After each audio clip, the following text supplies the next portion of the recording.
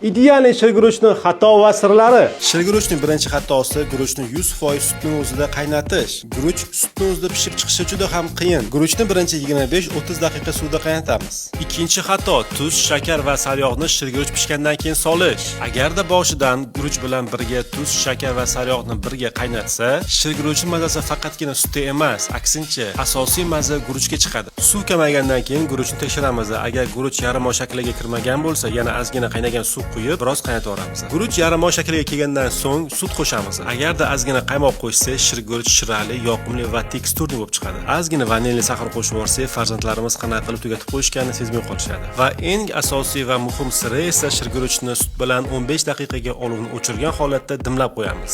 Har qanaqa qaysar kasha yemayman deb xarxasha qiladigan bolajonlarimiz ham bu shirguruchdan keyin kashaga bo'lgan fikrini albatta o'zgartirishadi. Bu shirguruchni albatta oilangiz uchun takrorlab ko'ring. Agar sizga ma'qul kelsa, meni duolaringizni eslab qo'yishingiz yetarli.